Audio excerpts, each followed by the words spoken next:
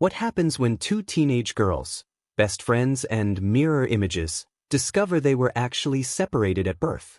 Follow the thrilling, emotional, and suspense-filled journey of Ella and Esther, Nigerian teenagers unknowingly tied by blood, torn apart by secrets, and bound by destiny.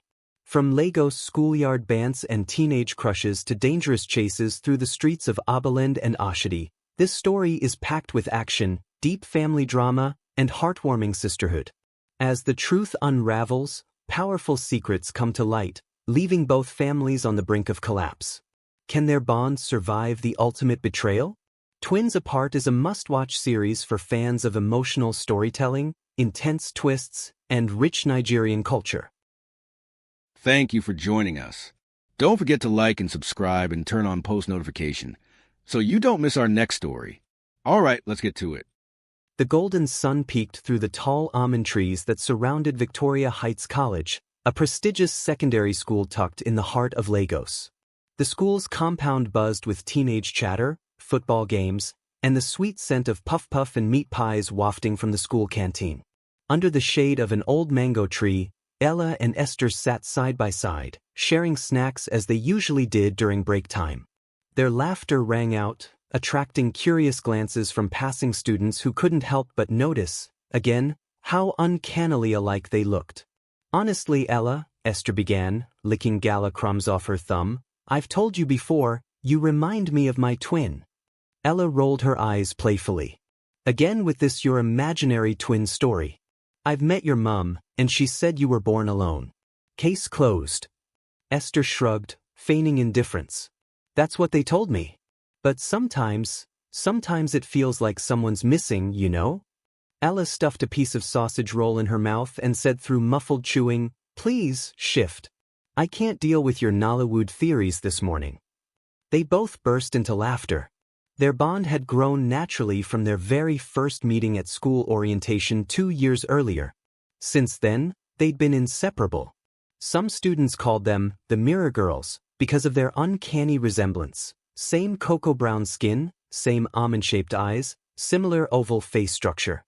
The only major difference was their hairstyle. Ella's hair was always perfectly packed in a sleek ponytail, edges neatly laid. Esther's hair was always in neat, simple cornrows, thanks to her mom's skillful hands. Ella, the pampered rich girl, daughter of Mr. Felix Adeyemi, a billionaire businessman, was used to getting everything she wanted. She was the star girl of the school, the one with the chauffeur, the designer backpacks, the sleek iPhone, and an endless supply of pocket money. Esther, on the other hand, came from a modest family. Her mother sold fabrics in Balagan Market, and her father was a struggling welder. Yet, Esther's brilliance shone brightly, top of her class, best in every subject, admired by both students and teachers. Despite their different worlds, the girls clicked. "I think we were separated at birth," Esther said teasingly as she sipped her chilled La Casera. "You're the stubborn, flashy one. I'm the smart, sensible one. We balance each other." Ella grinned, brushing invisible dust off her pleated skirt. "Or maybe I just adopted you as my twin since you can't seem to stop following me around." "Oh please, who's following who? If they check your call log, my name is probably in your frequent contacts list." Ella laughed so hard she nearly choked on her drink. Esther quickly patted her back, giggling. It was always like this, their banter, their teasing, their unspoken bond. Just then, Samuel and Emmanuel strolled over to them, each holding plastic bottles of cold malt drinks. Samuel, always clean-cut, wore his wristwatch like it was an extension of his body. His low-fade haircut and confident gait made him popular among the girls. Emmanuel, on the other hand, kept his signature low afro and was known for his quick fists and quicker smile. Samuel raised his drink. "What are the twin sisters gossiping about today?" Ella scoffed. "Please, shift. Before your presence reduces my beauty." Emmanuel laughed. "As if that's even possible. If you know you fine." Esther shook her head in mock frustration. "You two will not kill me with these your half-baked compliments." They all laughed and sank into their usual rhythm of friendly teasing. Samuel and Emmanuel, though both crushing on Esther, had a brotherly bond. They often competed in sports, grades, and even who could make the girls laugh the most. Yet they never allowed rivalry to break their friendship. The bell rang to signal the end of break, but no one moved immediately. Ella suddenly nudged Esther with her elbow. "So, serious girl, what's your weekend plan? Will you finally hang out with us outside school? Or will you be glued to your textbooks as usual?" Esther smirked. "Depends. Will you pay for my meat pie?" They all burst into laughter again as they strolled back to class, shoulders brushing, hearts light. But beneath their shared joy, a secret lurked, one that would soon shake the very foundation of their lives. 16 years earlier, the sterile corridors of Lifeline Medical Center in Lagos bustled with the urgency of two families facing the most significant moments of their lives. In Ward B3, Mrs. Adesuwa Adeyemi, wife to billionaire Felix Adeyemi, was soaked in sweat, clutching her best friend's hand as nurses hurried around her. Her contractions were intense. Her husband's words echoed in her mind, "Adesuwa, you must give me this child. You must." The Adeyemis had waited so long for this moment. Years of fertility treatments, failed attempts. And now, finally, she was in labor. Meanwhile, just 3 doors down, Mrs. Ruth Okachukwu, a fabric seller from Balagan Market, screamed in equal agony. Unlike Adesuwa, Ruth's face was clouded with fear. "Twins?" she had gasped earlier when the doctor broke the news. "God, how will we manage twins? We can barely feed ourselves. How will we do this?" Her husband, a humble welder, had simply squeezed her hand, tears in his eyes. "God will provide." As the minutes ticked, the hospital was a frenzy of nurses moving between the 2 delivery rooms. Among them was Grace, Adesuwa's trusted friend and private nurse. She had worked in Lifeline for years, but nothing prepared her for what that day would bring. The tragedy. Adesuwa's labor was difficult. Her baby girl was delivered, but her cries were weak. Something was wrong. Grace's face paled as she examined the newborn. Despite all efforts, despite all resuscitation attempts, the baby didn't make it. "No, no." Adesuwa wailed, clutching her chest. "I can't lose her. I can't." Grace's heart pounded. She knew what this would do to Adesuwa's fragile mind, and what it would do to Felix Adeyemi, a man not used to defeat. In her panic, Grace stepped outside the ward to gather herself. It was then she overheard Ruth's frustrated cries from the neighboring room. "God, twins? I can't even feed 1 child properly. What will I do with 2? My husband is suffering. We are suffering." The words echoed in Grace's mind like a siren. Desperation twisted her judgment. An idea crept into her soul, dark, but in her broken logic, necessary. She rushed back to Adesuwa, who was on the brink of hysteria. "Listen to me," Grace whispered, gripping her friend's trembling hands. "I can fix this. You don't have to lose her." Adesuwa's tearful eyes locked on hers. "How?" "Trust me." The switch. Grace went straight to Ruth's delivery room. One of Ruth's twins was healthy and strong. The other had been slightly weaker, but both were alive. Grace's heart thumped as she carefully carried the weaker twin away under the guise of further checks. When she returned to Ruth, she whispered with calculated sympathy, "I'm sorry, ma'am. One of your babies didn't survive." Ruth broke down in fresh tears, holding tightly to the surviving twin, Esther, not knowing she had just lost both her daughters. Grace immediately placed Ruth's other baby in Adesuwa's arms. The resemblance was perfect. The timing perfect. The paperwork, already muddled in the chaos of the overlapping births. No one would question anything. Adesuwa, though shaken, clung to the child as though life itself depended on it. "You're my blessing," she whispered to the baby, believing it fully. Felix never knew the truth. He simply saw his healthy daughter and thanked God for giving him an heir. The divide. Ruth and her husband returned home with only Esther, believing the other baby had died. Adesuwa and Felix raised Ella as their own, unaware that somewhere in the same city, her biological twin sister was growing up in modest obscurity. Grace lived with the weight of her secret for years, always watching the girls from afar as they coincidentally grew up in the same neighborhood, then later in the same school. She never spoke of it. Not to Adesuwa. Not to Ruth. Not to anyone. Present day. As the school bell rang to end the day, Ella and Esther packed their bags and walked out of the school gate together, still playfully arguing about who had the funnier laugh. Their worlds were tightly knit. Their bond was unshakable. And yet, their true story was still hidden beneath layers of betrayal and desperation. But not for long. The clanging sounds of pans and the sharp aroma of egusi soup filled the small kitchen as Ruth Okachukwu hummed a soft tune, carefully stirring the pot. It was a Saturday afternoon, and like always, Esther was buried in her books in the sitting room, preparing for an upcoming quiz competition. "Esther," Ruth called, still stirring. "Come and taste this soup. I want to know if the salt is enough." Esther dropped her pen and walked in, her ponytail of cornrows swinging behind her. She smiled softly and dipped her spoon into the steaming pot. The taste was perfect. "Perfect, Mummy," Esther said. "But next time, don't call me when I'm solving math questions. You know I'm in the zone." Ruth chuckled, wiping her hands on her wrapper. "My genius. You'll soon calculate your way into one senator's house, and marry one rich boy." Esther rolled her eyes but smiled. "Please, I want to marry for love, not for calculator balance." As she turned to leave, Ruth paused, her eyes distant, her voice suddenly softer. "You know, sometimes I still think about your twin, the one I lost." Esther froze. "Mummy, you've said this before. I know it still hurts you, but I'm here now. You still have me." Ruth's lips trembled as she smiled sadly. "I know, my dear. But sometimes I feel like she's still out there somewhere." There it was again, that invisible space Esther could never fill. That silent comparison with a missing sibling she never met. It always made her feel like she wasn't enough. At Ella's house. In contrast, at the Adeyemi mansion, Adesuwa Adeyemi sat with Ella in their pristine living room, decked with marble floors and grand chandeliers. "Mummy, please, I'm not a baby anymore," Ella groaned as her mother insisted on brushing her ponytail even though she could do it herself.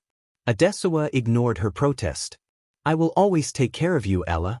You're all I have. I don't want to lose you like—" Her words trailed off, but Ella understood. The story had been told to her since childhood. "You had a sister. She didn't make it." That sister became a ghost that followed Ella everywhere. Her mother's overprotectiveness wasn't just love, it was fear.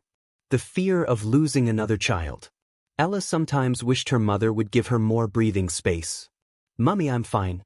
I'm healthy. Can I please live like a normal person?" Adesuwa sighed deeply. "You are normal. But you're special. And I will do everything to protect you." Ella wanted to believe that. But sometimes she felt like she was living in a glass cage. A strange connection. Back at school, the bond between Ella and Esther deepened. Esther often visited Ella's house after school, and the Adeyemis always welcomed her warmly. Ruth also had a strange soft spot for Ella. Every time the rich girl visited their modest home, Ruth would cook her special meals and offer her more attention than she gave to Esther. Esther noticed. One evening as Ella left their home, Ruth stood at the doorway, waving goodbye with tears in her eyes. Esther crossed her arms, watching the scene unfold. "Mummy, you love Ella too much. Are you sure you didn't mix me up at the hospital?" Ruth laughed nervously. "Don't talk nonsense, my dear." But the way she gazed after Ella, with a soft longing, left Esther wondering if perhaps her joke wasn't that far-fetched. A mother's guilt and a nurse's silence. Somewhere else in Lagos, Grace, now retired from nursing, sat on her balcony with a worn photograph in her hand, a picture she took secretly when the girls were newborns. She sighed, her heart heavy. "Did I do the right thing?" she whispered to herself. Every now and then she saw the girls from afar, growing up, becoming inseparable. Yet, the lie remained buried, rotting quietly beneath their beautiful friendship. "I just wanted to save her. I never knew. I never thought they'd ever meet." She folded the picture carefully and tucked it inside her Bible. But fate was not done. Fate had only just begun. It was the much-anticipated Friday at Victoria Heights College, the day of the inter-house football tournament. Students flooded the school field, faces painted in house colors, drums beating, and shouts of excitement echoing through the air. The energy was electrifying. In the middle of the crowd, Samuel and Emmanuel were already locked in their usual friendly rivalry. Samuel, dressed in his yellow house jersey, tied a white bandana around his wrist, his signature matchday look. His low fade haircut gleamed under the sun. Emmanuel, in his greenhouse jersey, wore his afro slightly fuller that day, a quiet confidence in his step. His reputation as the school's strongest player preceded him. Both boys were stars on their respective teams. "Don't worry, bro," Samuel grinned, bouncing the ball. "I'll make sure you see stars today when I score against you." Emmanuel laughed, flexing his arms. "Stars? The only thing I'll be seeing is you begging for water after I've dribbled your life away." The banter drew a small crowd, including Ella and Esther, who were thoroughly enjoying the show. Ella crossed her arms, smirking. "Samuel, don't disgrace yourself. Emmanuel's team always wins." Samuel placed a hand over his heart, feigning heartbreak. "Ah, Ella, have you joined my enemies? After all our years of friendship?" Esther giggled. "Please, both of you are just noisemakers. Just make sure you win so I can brag about my friends." Samuel winked at her. "I'll win this match just for you, Esther."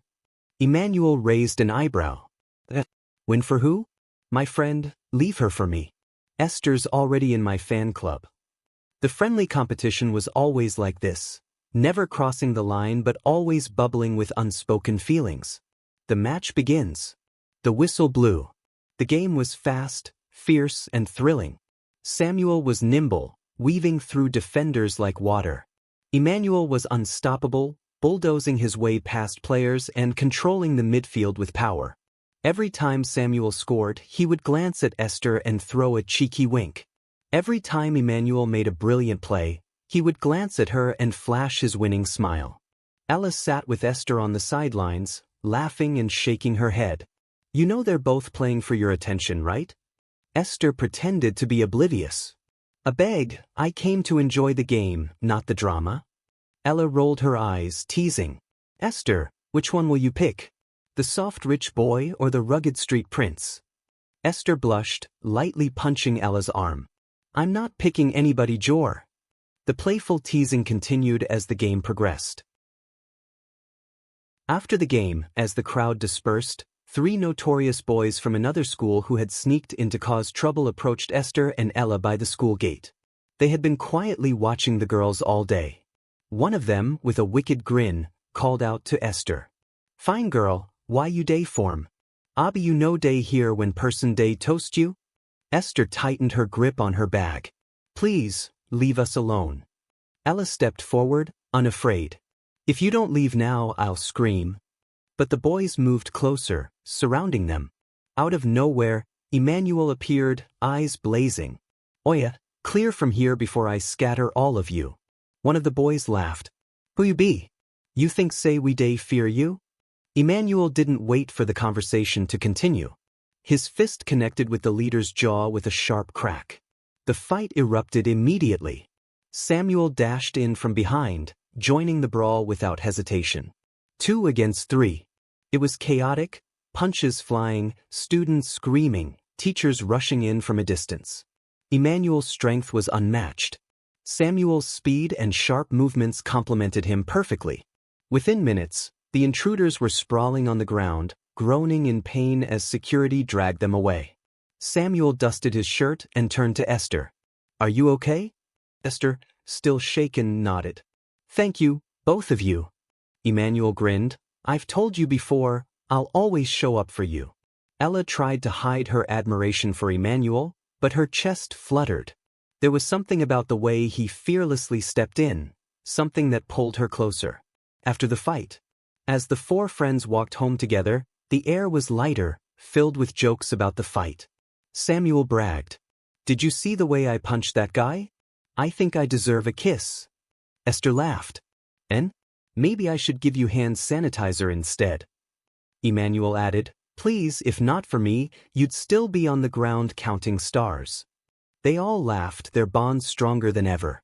But beneath the laughter, the quiet competition between Samuel and Emmanuel continued to brew, not in hostility, but in the sweetest rivalry of teenage affection. And somewhere in the background, life was still weaving a complex web that none of them could yet see. The school week continued with its usual blend of lectures, noise, and youthful mischief, but something subtle had changed.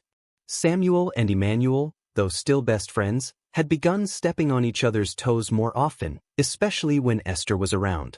It wasn't just the usual friendly rivalry anymore. It had turned into something quietly intense. Morning assembly drama. On Tuesday morning, during the school's chaotic morning assembly, the principal announced the upcoming literature quiz contest. The student body buzzed with excitement. Esther Okachukwu will represent Greenhouse, the principal called out. Cheers exploded from the greenhouse corner. Samuel Johnson will represent Yellow House. Another cheer. Then the principal added, and Emmanuel Chinedu will represent Blue House. The three friends exchanged knowing glances. Here we go again. Ella leaned close to Esther and whispered, "Watch now, these boys will turn this quiz into a boxing ring." Esther chuckled, "I can handle them." The quiz showdown. The quiz day arrived with the school hall packed. Teachers, students, even the principal perched on the edge of their seats. Samuel flashed his signature wink at Esther from across the hall. "Hope you're ready to lose." Emmanuel grinned, flexing his wrist. "She's in trouble today." The quiz was a roller coaster, close scores, fast answers, and plenty of hilarious blunders. At one point, Samuel was asked, "Who is the author of Things Fall Apart?" Samuel, in a bid to outshine Emmanuel, blurted confidently, "Ah, easy. Chinua Achebe, my mentor." The crowd laughed. Even the quiz master shook his head in amusement. "Mentor? Have you ever met him?" "In spirit," Samuel stammered, scratching his head. Esther couldn't stop laughing. "Samuel, please." Emmanuel leaned over, whispering across the table. "You see why you should stick with me?" Samuel retorted under his breath. "She likes me. I know it." "Keep dreaming, my guy." Their friendly war was loud but funny, and Esther enjoyed every second of it. In the end, Esther won the quiz, with Emmanuel coming a close second and Samuel trailing just behind. As Esther was crowned the winner, Emmanuel gave her a proud fist bump. Samuel shrugged dramatically, acting defeated. "Well, you can't win them all." Ella teased him. "It's okay, I'll give you a trophy for the best attempts." Samuel placed his hand on his chest. "At least someone still believes in me." They all laughed, the rivalry melting back into friendship. After school hangout. Later that afternoon, the four friends sat by the school's back garden, snacking and chatting. Ella noticed how Samuel was subtly inching closer to Esther while Emmanuel was busy plucking flowers and randomly offering them to her. "You both know you're too obvious, right?" Ella said, raising her brow. Samuel raised his malt drink. "As a sharp boy, I can't waste time. My mission is clear." Emmanuel smirked. "Same mission. Different strategy." Esther shook her head. "Look at you two. Fighting for what?" "I'm busy building my future." Samuel smiled. "Well, we're planning to build it with you." Ella, though laughing, felt a little pang in her chest. Her eyes drifted to Emmanuel. She liked him. A lot. But it was obvious where his heart was leaning. Her feelings were becoming complicated. Later that evening, girl talk. Ella slept over at Esther's house that evening, as they often did on weekends. As they gisted under Esther's old ceiling fan, Ella poked her friend's side. "Esther, you like Emmanuel Abi?" Esther covered her face with a pillow. "What? Who told you that?" Ella laughed softly. "I see the way you look at him." "Well, I see the way you look at him too," Esther shot back. Ella's smile faded slightly, but she quickly hid it. "I'm just playing. But seriously, sometimes I wish the people we like would like us back." The room fell silent for a moment, both girls quietly reflecting on their tangled hearts. Then Esther whispered, "Do you think we'll still be this close when we're grown? Like, will we still have sleepovers and eat puff puff together?" Ella smiled. "Forever. Whether you like it or not." They both giggled, not knowing how true those words would become. The school bell rang to mark the end of another eventful day, but Esther wasn't heading straight home. She had a special visitor waiting by the school gate, Chuka, her mother's brother. Chuka was nothing like the typical uncle. He was a tall, broad-shouldered streetman with visible scars, wearing baggy jeans, a loose t-shirt, and a gold-plated wristwatch that looked more counterfeit than real. His low-cut beard and slightly rough voice gave him a menacing presence on the streets of Lagos, but to Esther he was her softest shield. As she walked up to him, he called out, "Omo my own. My favorite niece. You dey form for me now, ABI?" Esther laughed, jogging toward him. "Uncle Chuka, I'm not forming anything. I was just finishing school work. You always dey bury yourself inside book? Nah so dem go chop your brain he teased, tapping her forehead playfully. "You sef dey form street king," she fired back. "Meanwhile, you run away last time mummy almost caught you giving me money." Chuka burst into hearty laughter, drawing curious stares from passing students. "She for do wetin? She no say you be my personal person?" Their special banter. As they walked side by side toward his motorcycle, their playful bants continued. "You no go greet me with cold Coke and gala?" Esther teased, swinging her bag. "Nawa. So, the uncle way fight 3 people for you last year na wetin? You no remember that one?" "That one don't expire," Esther said, giggling. "New day, new fight." Chuka laughed, unlocking his motorcycle. "You go kill me, small madam." Their relationship was filled with this warmth. A tough street uncle who would fight the world for his niece, yet always wrapped in funny jabs and sarcastic comebacks. The protective side. On their way to drop Esther at Ella's house, Chuka's phone buzzed repeatedly. Esther noticed the name flashing on the screen, Big Boss. "That's Ella's dad's name, right?" Esther asked. Chuka quickly stuffed the phone in his pocket. "Just work matter. No be your concern." "But uncle, you always say you're a freelancer. What exactly do you do?" Chuka coughed awkwardly. I dey freelance transportation. Move goods from point A to B." Esther squinted suspiciously. "Goods like cartons of Indomie or cartons of Waala?" Chuka nearly fell off his bike from laughter. "See this small girl? You dey craze." But behind the joke, Esther suspected her uncle wasn't being fully honest. She had heard whispers. People in the neighborhood said Chuka was a known enforcer in Lagos, a thug who did underground work for wealthy men like Ella's father. Yet around Esther he was always soft. Always her protector. A soft warning. As they approached Ella's mansion, Chuka slowed the bike and gave Esther a serious look. "Listen to me, small madam. This world no balance. You see people like Ella and her family, dem dey high class. Their problems dey big pass wetin you fit see." Esther furrowed her brow. "What do you mean?" Just be careful.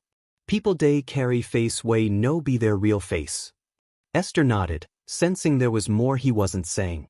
"Promise me if you ever get problem, even if na big problem, you go call me. I go show. I go come scatter ground for you." Esther smiled.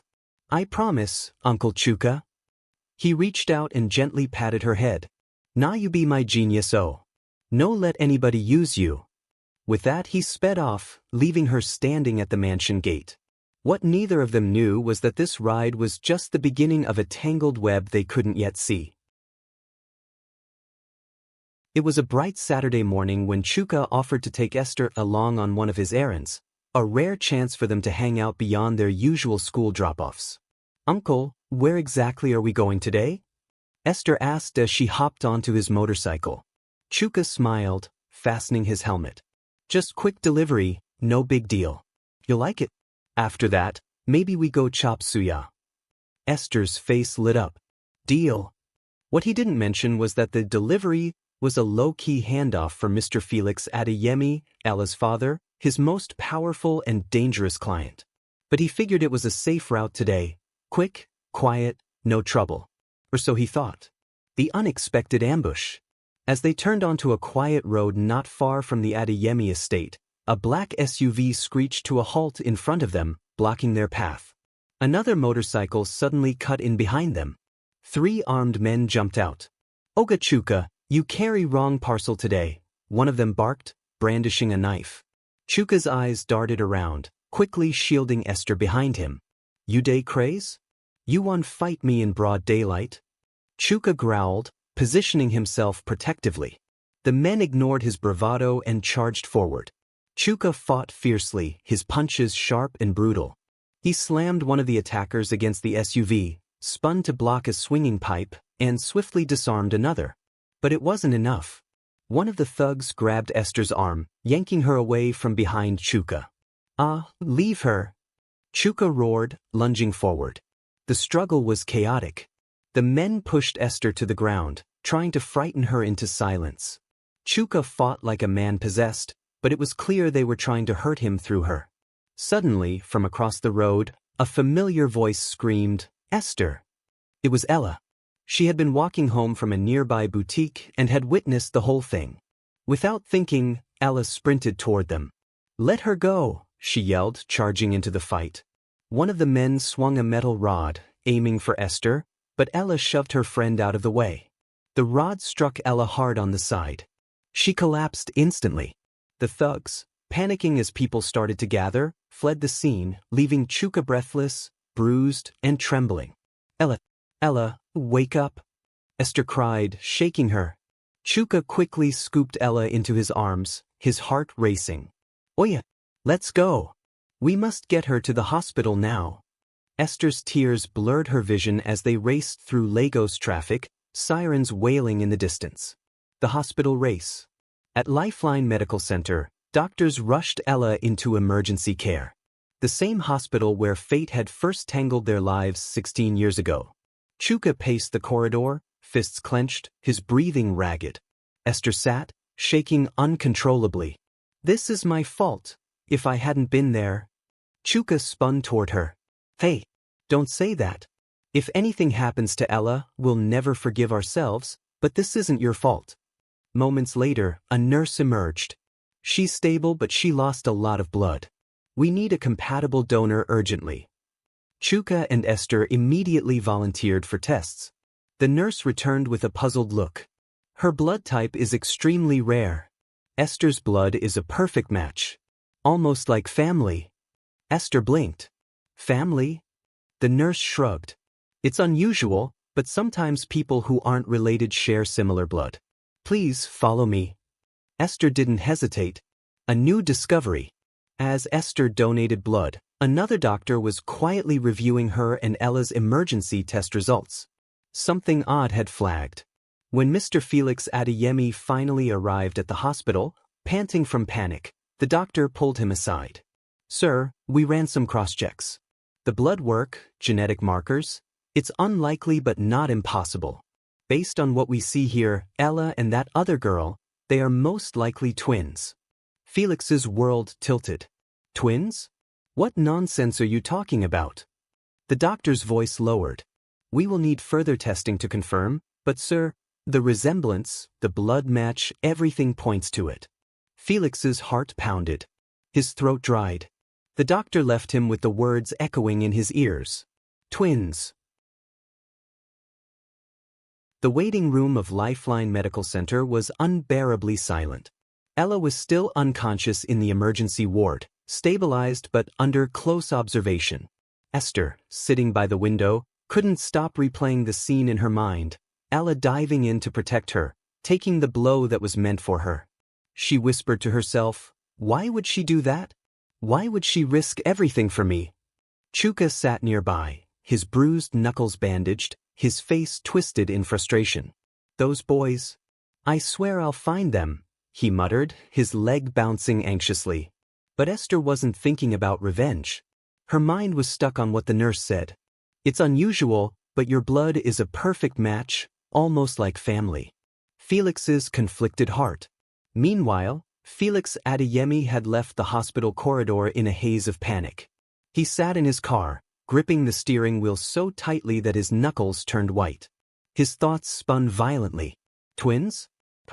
That girl is from Ruth's family, but my daughter was born the same day. This cannot be a coincidence. He dialed a number. Grace. We need to talk. Now.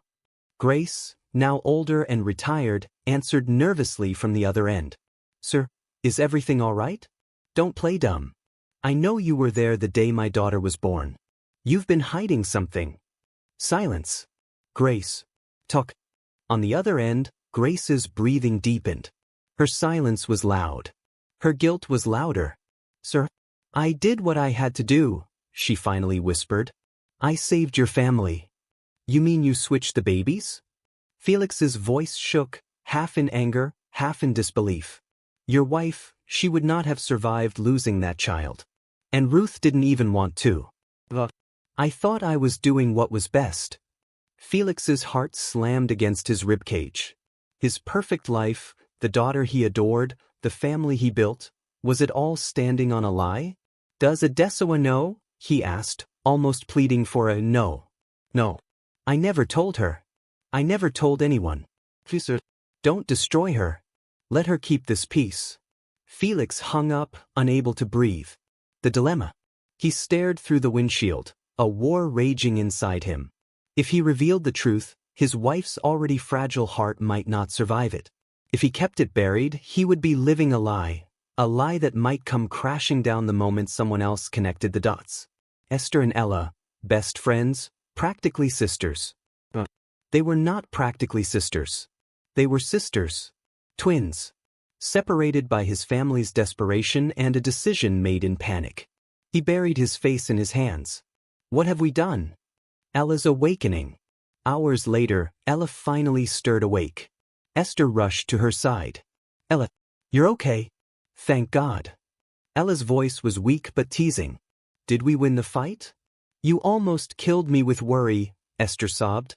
Samuel and Emmanuel soon arrived, both boys visibly relieved. Even in that moment, the playful competition resurfaced. I came here first, Samuel whispered to Ella. So technically I win. Emmanuel smirked. You were crying outside when we came in. Esther will confirm. Ella smiled faintly, her heart full of gratitude, her body still in pain.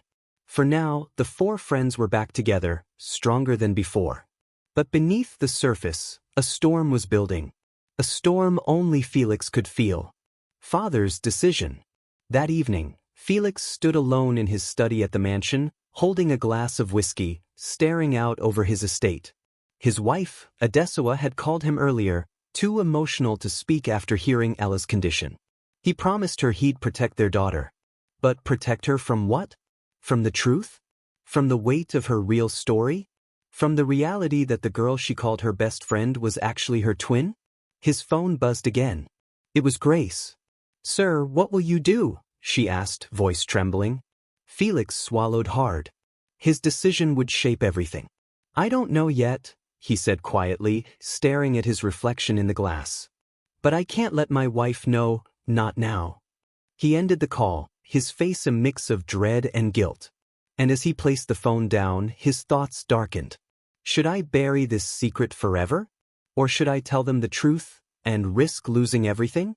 The choice was his. And he was running out of time. The following days moved slowly. Ella was discharged from the hospital, but the incident had left more than just a physical scar. Something unspoken had begun to stir between the two families. At school, life appeared to return to normal.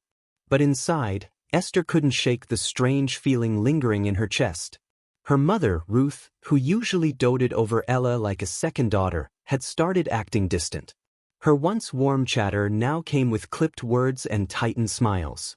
Esther's curiosity grows.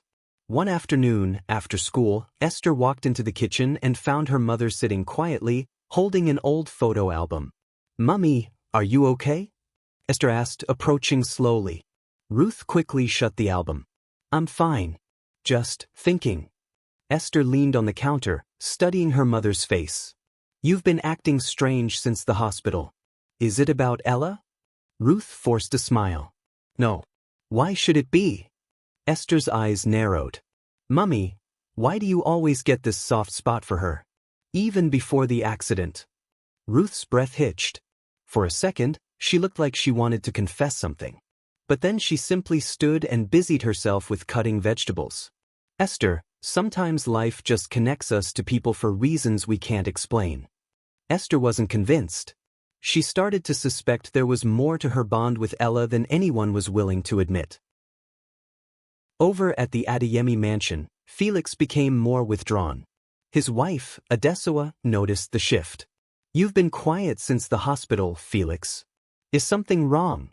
she asked one evening as they sat in the garden. Felix rubbed his temples, struggling to keep his emotions in check. "I'm just worried about Ella. I thought I almost lost her." Adesoa placed her hand over his. "I've already lost one child. I can't survive losing another." Her words pierced through Felix like a dagger. If only she knew. But he kept his silence. The weight of the secret felt like a chain around his neck. The doctor's silent suspicions. Back at Lifeline Medical Center, the doctor who had discovered the strange genetic match between Ella and Esther couldn't shake his curiosity. He reviewed the old delivery records from years ago. 2 births. Same hospital. Same date. 1 reported death. 1 nurse on duty, Grace. The pieces were fitting too neatly. The doctor scribbled a note on his file. Possible twin separation at birth. Urgent review needed. He glanced at the family contact details and paused. Should I report this? Or should I mind my business? He chose to wait, for now. Meanwhile, Samuel and Emmanuel's friendly rivalry was heating up again. It was becoming almost impossible to miss. At lunch break, Samuel brought Esther her favorite snack, a cold malt and meat pie. "Special delivery," he said with a wink. "Only for my number 1 girl." Before Esther could respond, Emmanuel appeared, dramatically holding up a bowl of freshly bought jollof rice and fried plantain. "I brought proper food. Oh, malt and pie is for children," he teased. Ella, watching from the side, shook her head. "These boys it's like I'm invisible now." Samuel and Emmanuel ignored each other's jabs and kept trying to impress Esther, who was caught in the middle, amused but overwhelmed. "I swear, you two will soon need referee whistle," Esther joked.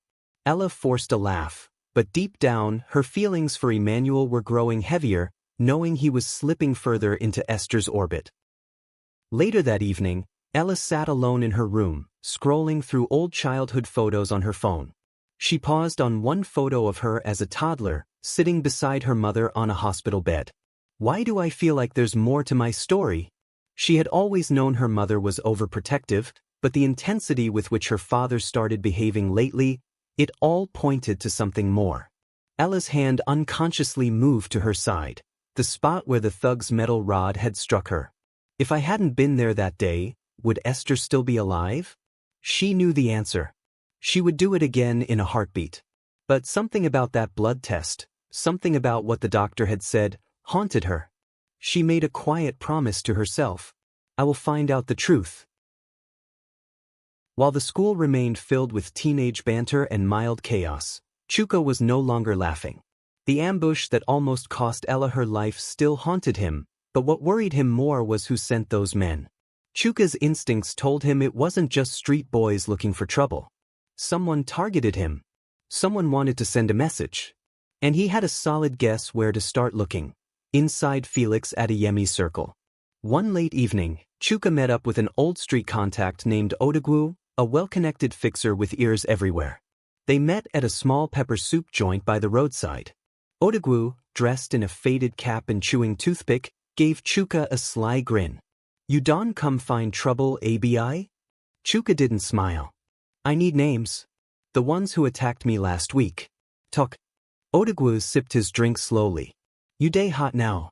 You know here say boys day avoid you?" "Talk, Odogwu." Odogwu's voice lowered. "Rumor be say some Oga for top day plan cleanup. Some boys talk say you know too much about wettin' dem Don Barry." Chuka's jaw tightened. "Which Oga?" Odogwu raised his brow. "Word be say, Felix Adeyemi no one make old matter resurface." Chuka nearly dropped his cup. "You day sure?" Odogwu nodded. "You be his street dog. Maybe you day too close to something him day fear." Chuka leaned back, breathing hard. If Felix was behind the ambush, then the secret was darker than he imagined. The next day, Chuka went straight to Felix's mansion, anger burning in his chest. They met in Felix's private office. "You sent those boys?" Chuka asked directly, his voice low but laced with fire. Felix didn't deny it. "You were careless," Felix said. "You brought that girl into my world. People saw you with her. People talk. I cannot allow unnecessary noise." Chuka slammed his fist on the desk. "You almost killed your own daughter's friend. Do you even hear yourself?" Felix's face darkened. "What do you want, Chuka? Money? Silence? Name your price." Chuka stared at him, disgusted. "I don't want your money. I want you to stop lying. I want you to protect that girl like she's your own." Felix's expression froze. "Because she is," Chuka added coldly. Felix's hand trembled slightly, but his voice stayed firm. "Be careful what you say." Chuka leaned in. "Or what? You'll send more boys? Try it. I dare you." Without another word, Chuka turned and walked out. But the exchange had rattled them both. Meanwhile, Esther's curiosity was spinning out of control. The more she thought about her mother's strange behavior, the more she noticed little details. Old photographs missing from the family album. Her mother's hesitation whenever Ella was mentioned. Whispers between adults that quickly stopped when she walked into the room. She even remembered one day when she was younger, her mother weeping over a tiny baby's cloth. When she asked, her mother simply said, "You wouldn't understand." Now, she was determined to understand. Ella, on the other hand, was quietly conducting her own investigation. They didn't know it yet, but both girls were about to pull threads that could unravel the whole truth. Later that night, Odogwu sent Chuka a cryptic text. "The people Felix day fear? Dem day bigger than him. Be careful, street no day forgive curiosity." Chuka deleted the message, knowing Odogwu was right. But he had made up his mind. If anyone came for Esther or Ella again, he wouldn't wait for a second warning. Esther sat alone at the back of the school library, flipping through her family photo album, the one her mother had tightly guarded all these years. She had secretly taken it from the top of her mother's wardrobe that morning. As she traced the edges of each photograph, her fingers stopped at one. A picture of her mother in the hospital bed, holding only one baby. There was no twin in the frame. Something about it didn't sit right with her. She remembered her mother always told her, "You had a twin, but she didn't make it." So where was the picture of the other baby? And why did the date on the photo match Ella's birthday exactly? As she turned the pages, a slip of paper fell out. It was a hospital receipt with a scribbled note. Grace Akinyemi, night duty nurse. The same name she had overheard her uncle mumble on the phone days ago. Esther's chest tightened. She knew she had to find out who this Grace was. She texted Ella immediately. "We need to talk. I think I found something." Ella met her behind the science lab during lunch break, the safest place they could speak without attracting attention. Esther laid out the photo album and the receipt between them. Ella's eyes widened as she scanned the paper. "Wait, this is my hospital too. My mom told me I was born there. This can't be just coincidence." "It's not," Esther whispered. "Look at the time stamp. Your birth time matches the one my mom told me. Exactly the same." Ella bit her lip, her mind spinning. "What are you saying?" "I don't know. But I need to find this nurse. Maybe she knows something." Ella looked at her seriously. "Then we find her together." Meanwhile, Felix was not resting easy. Chuka's words had rattled him, and even though he tried to maintain his composure at home, his paranoia was growing.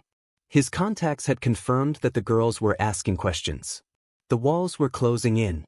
He needed to control this before it spiraled. Felix called Grace in a hurry. "They're getting close. If the truth comes out, I will lose everything." Grace's voice trembled on the phone. "Sir, I've kept this secret for over 16 years. But maybe they deserve to know."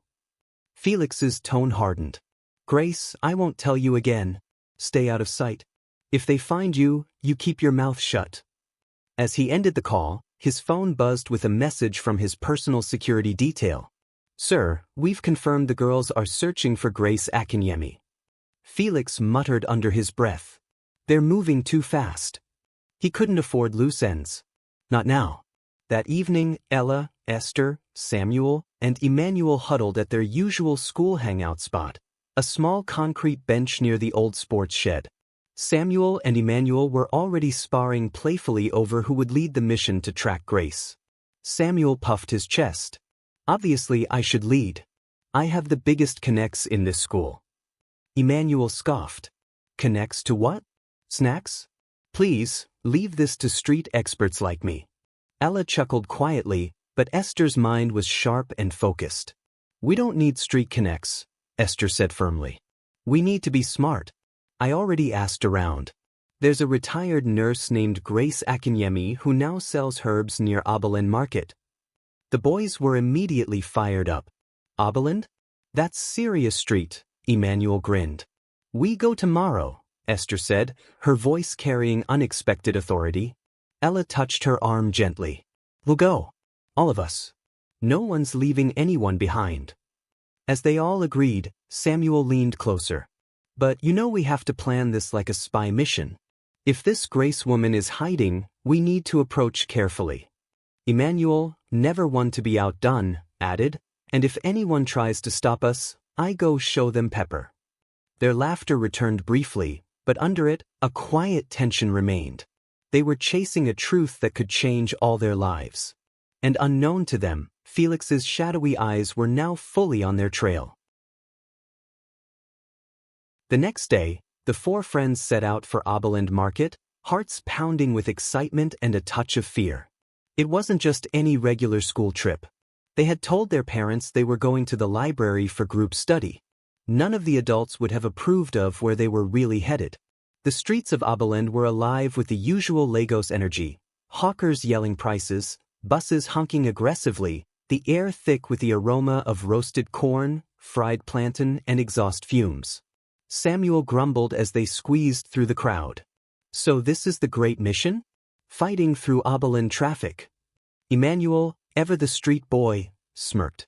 Relax. This is my territory. I day blend here. Ella glanced at Esther, whispering, You sure about this place? Esther clutched the slip of paper with Grace's supposed shop location. This is where the nurse is supposed to be. Let's just keep our heads down.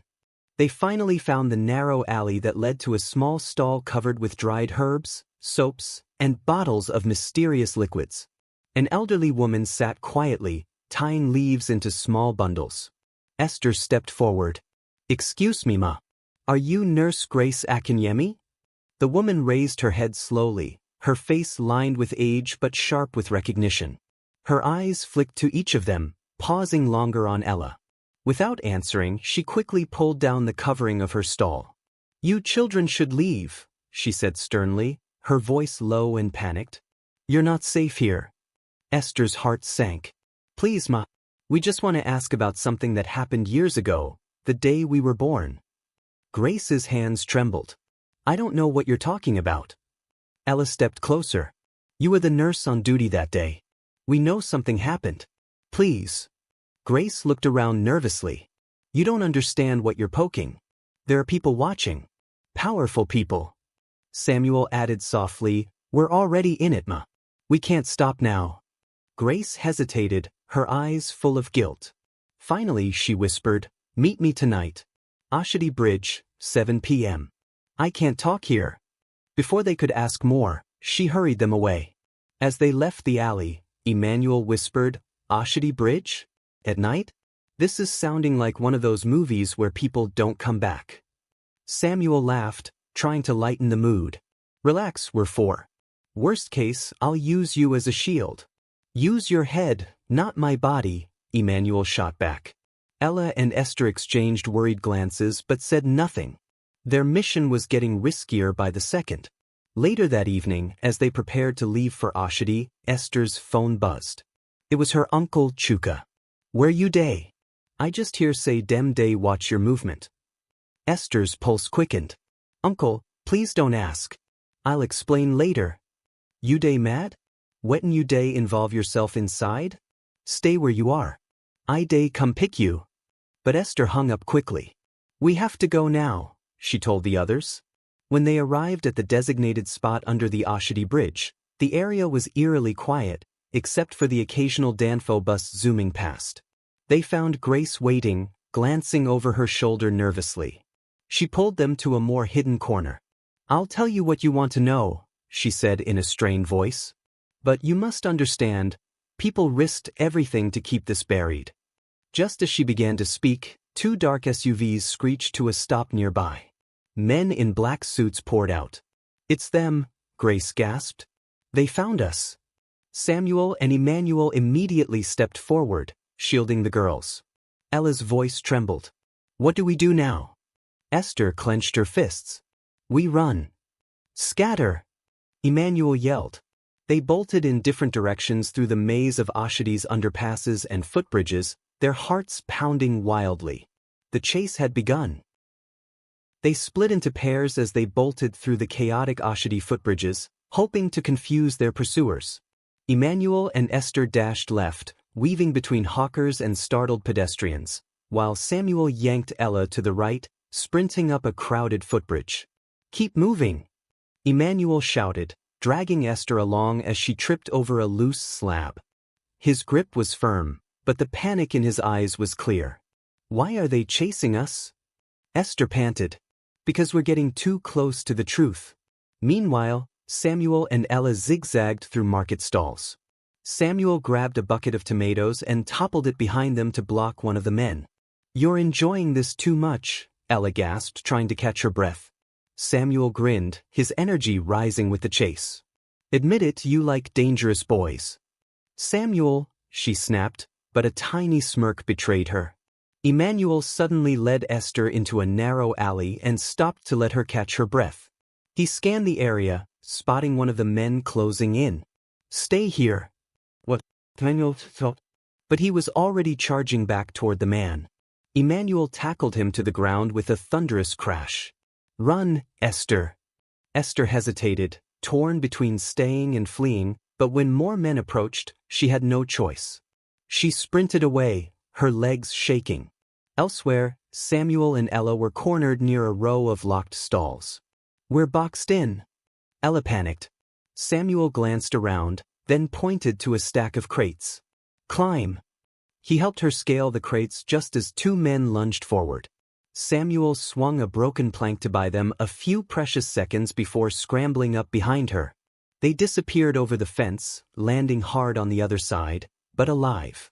The chase didn't end until all four of them finally regrouped at a quiet, dusty corner far from the bridge.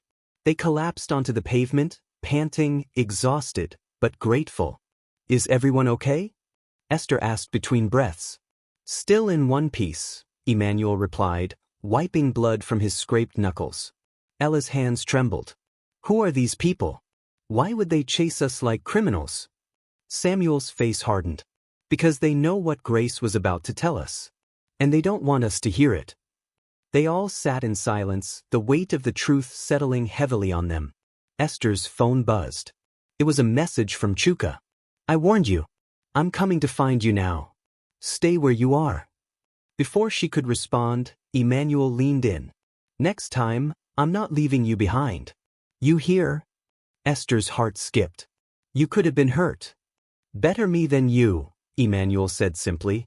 Samuel cleared his throat loudly, pretending not to notice their exchange. "Anyway, I still saved Ella, so technically, I'm the hero of today." Ella, breathing more steadily now, gave him a tired side-eye. "Please. You were about to faint when we landed."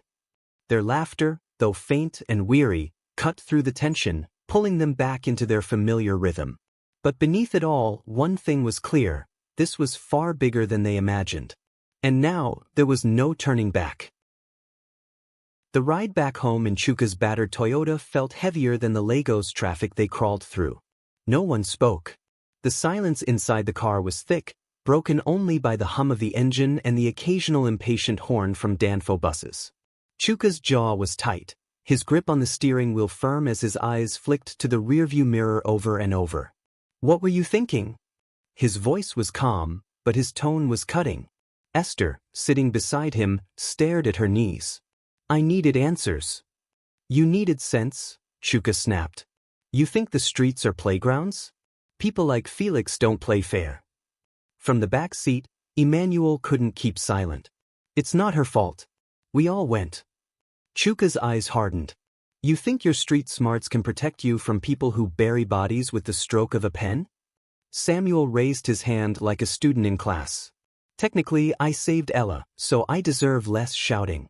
Chuka shot him a sharp look through the mirror. Technically, I'll still slap you.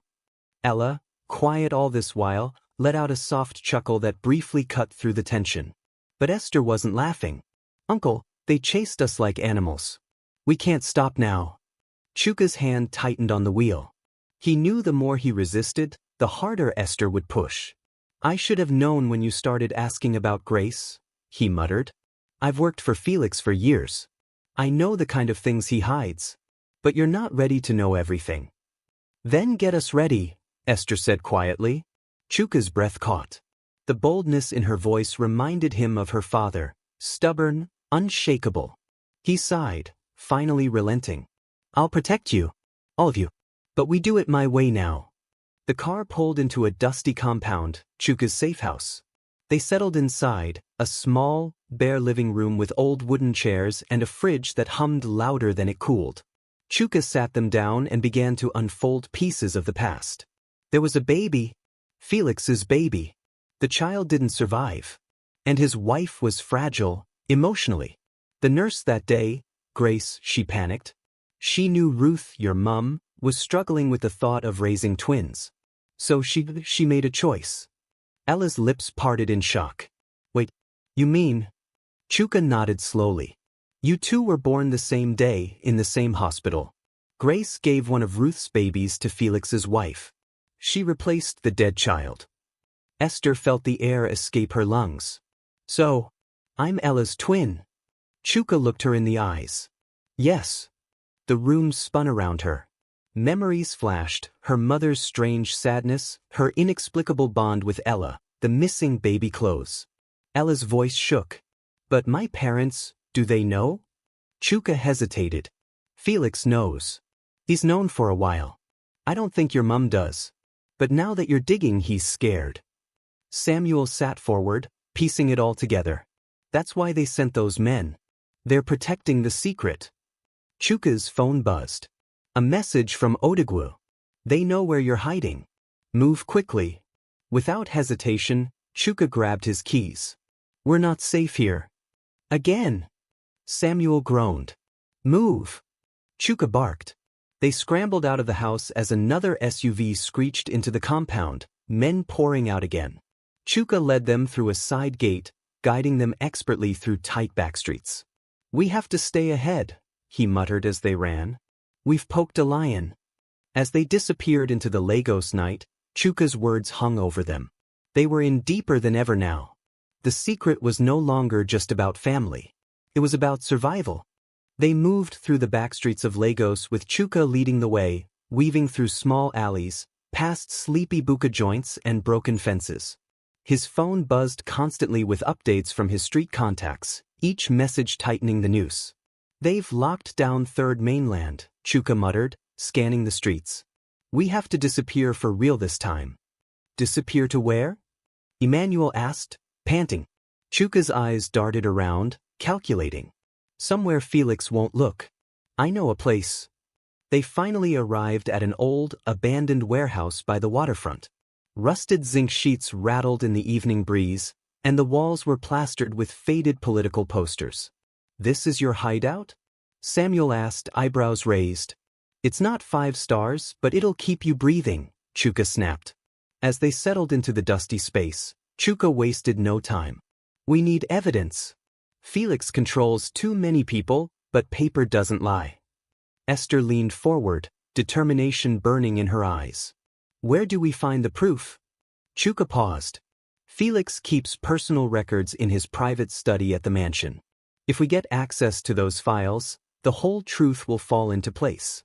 Ella's mouth dropped slightly. You want us to break into my father's house? Samuel leaned back, grinning. Now it's getting interesting. This isn't a game, Chuka warned. His security is tight. And if he catches you, I can't protect you inside that house. Emmanuel cracked his knuckles. Good thing I've always wanted to do something crazy. As they drew out the plan, the air in the warehouse shifted. For the first time, they weren't just running, they were pushing back. That evening, Esther quietly stepped outside to breathe, leaning against the railing overlooking the silent water. Ella joined her, her steps soft. "You're really my sister," Ella whispered, as if still trying to convince herself. "I guess we've always known," Esther replied, a faint smile tugging at her lips. "You're the smart one. I'm the pretty one," Ella teased, trying to lighten the mood. Esther chuckled. "Please. You're smart too. Just smart in your own way." There was a quiet pause between them, the weight of their shared blood settling in. Ella's voice softened. "If this blows up and our families—" Esther cut her off gently. "We're not losing each other. No matter what." Ella smiled, her eyes glossy. "Sisters? Sisters." Behind them, Samuel and Emmanuel watched quietly. "She's really not going to choose between us, is she?" Samuel grumbled. Emmanuel shrugged. "As long as she's safe, I'll stay on the waiting list." Samuel laughed softly. "I respect you small today." Chuka's voice cut through their moment. "Let's move. Tonight, we plan the biggest break-in of your lives." As the group huddled back into the warehouse to finalize their plan, there was no more fear, no more hesitation. Only one mission now. Get the truth. Expose the lie. Protect each other. The plan was risky. No, it was downright reckless. But it was their only shot. That night, inside the abandoned warehouse, Chuka spread out the sketch of Felix Adeyemi's mansion, drawn crudely but with sharp detail.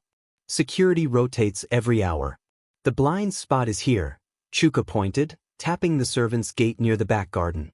"Ella has the best chance to get in without raising suspicion." Samuel frowned. "She's walking into the lion's den." "She's the lion's daughter," Emmanuel said calmly. "She won't get caught." Ella's hands trembled slightly as she traced the route on the paper. "I'll go in through the kitchen, pretend I'm just picking something up. Esther will keep the driver distracted at the gate. Chuka and the boys stay outside to cover us." Chuka's face was grave. "Once you're inside, go straight to the study. Look for a red file. It holds the adoption records. That's our proof." Ella nodded, swallowing hard. "I can do this." Esther placed her hand gently over Ella's. "I trust you." Ella smiled weakly. "You just don't want to do the sneaking." Esther smirked. "True." Later that evening, as they pulled up near the mansion in a borrowed delivery van, Chuka's nerves were razor sharp. Ella hopped out, adjusting her hair, pulling her sleek ponytail tight. She walked confidently toward the side entrance like she owned the place. The guards barely glanced at her. Inside, the house was cold, quiet, and familiar. Her heart pounded with each step as she tiptoed past the kitchen, glancing at the housemaids who barely acknowledged her. She slipped up the stairs, navigating the hallways until she reached her father's private study. Her hand shook as she turned the doorknob. The room smelled of leather and old books. And there it was, the red file on the shelf. She grabbed it, her pulse racing. Just then, a voice sliced through the silence. "Ella, what are you doing here?" It was her mother. Ella spun around, panic flooding her face. "Mom, I was just..." Her mother's eyes flicked to the file in Ella's hand. "What's that?" Ella stammered. "I just saw it lying here." Her mother's gaze was sharp but confused. She slowly approached Ella, gently taking the file from her. As she flipped through the documents, her hands trembled. Then her face paled. Adoption records. Blood type reports. A single truth stared back at her. Ella wasn't her biological child. Tears welled in her eyes. What is this? This isn't true. Your father would never." Ella's voice cracked. "Mom, I think I have a twin. Her name is Esther." Her mother staggered back, clinging to the edge of the table. No, this can't be." Just then, a noise from outside broke their standoff. Felix's car pulling into the compound. Ella's mother panicked. "Quick, go. If your father sees you here..." "Mom, please come with me. You have to know the truth." But her mother's face was frozen with fear. "Go now." Ella ran, slipping back through the hallway as the front door creaked open. Chuka was waiting at the fence, waving frantically. Move! She sprinted toward the van, leaping in as Chuka gunned the engine and sped off. Inside, Ella clutched the file to her chest, tears rolling down her cheeks. Samuel patted her shoulder. You did well. Esther pulled her close. You're safe now. But Ella shook her head. It's not over. My mum knows the truth now. But my dad, he's going to come after us. Chuka's face darkened. Let him come. This time we'll be ready. As the van disappeared into the night, the city lights flickered behind them. The truth was finally out. But the fight was just beginning. Thank you for watching. We hope you have enjoyed it here. Don't forget to like and subscribe, as this will help us grow and do more. Have anything to say about the story? Feel free to drop a comment.